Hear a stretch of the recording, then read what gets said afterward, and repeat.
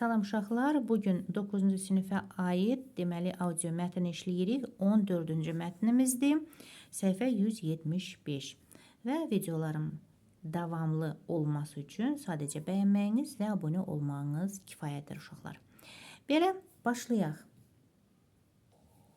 Вращение Земли создает иллюзию, что Солнце и другие небесные тела движутся по небу.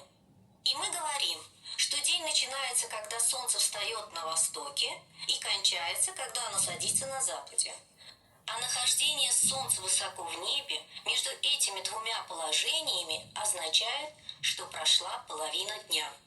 Уже древние люди могли определять время дня по положению Солнца в небе, а ночью это делалось по положению звезд. Для определения времени очень важно знать точку, в которой находится Солнце в полдень. Для каждого из нас, где бы мы ни находились, полдень – это время, когда Солнце расположено прямо над головой. Представьте себе воображаемую линию, меридиан, проведенный по небу, начиная с северной точки вашего горизонта и кончая южной точкой.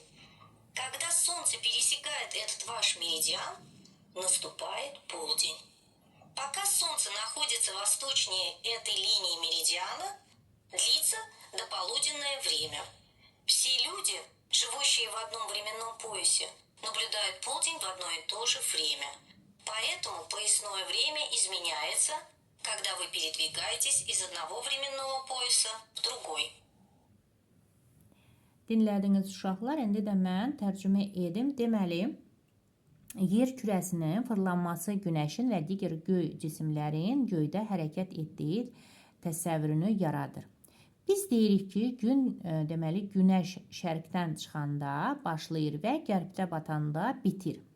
Günəşin bu iki vəziyyət arasında göydə yüksəkdə olması isə günün deməli yarısının keçdiyini göstərir. Hələ qədim insanlar da günəşin göydəki vəziyyətinə görə günün vaxtını təyin edə bilirdilər. Gecə isə ulduzların mövqeyinə əsasən vaxt müəyyən edilirdi. Vaxtın düzgün təyin olunması üçün deməli günəşin günorta vaxtı harada yerləşdiyi bilmək çox vacibdir. Harada yaşamağınızdan asılı olmayaraq bizim üçün günorta günəşin deməli başımızın tam üstündə olduğu andır. Deməli, təsəvvür edin ki, üfüqünüzün deməli şimal nöqtəsindən cənub nöqtəsinə də göydə xəyalən bir xətt çəkilib, bu meridian adlanılır. Günəş deməli bu meridianı keçəndə günorta olur. Günəş hələ bu meridian xəttinin şərq tərəfindədirsə, bu günorta öncəsi vaxt deməkdir. Eyni saat qurşağında yaşayan bütün insanlar deməli günortanı eyni vaxtda müşahidə edirlər. Buna görə də bir saat qurşağından digərinə keçəndə yerli vaxt dəyişir. Belə. Gəlin indi bizim suallarımıza keçək. Определите основную мысль текста. Əsas ideya. Считается, что день кончается, когда солнце садится на западе. Deyir ki, gün qərbdə günəş batdığı zaman bitmiş hesab olunur deyə yazılıbdır. Полдень наступает при пересечении солнцем воображаемой линии меридиана. Günorta vaxtı günəşin xəyali meridian xəttini deməli kəsdiyi zaman baş verir.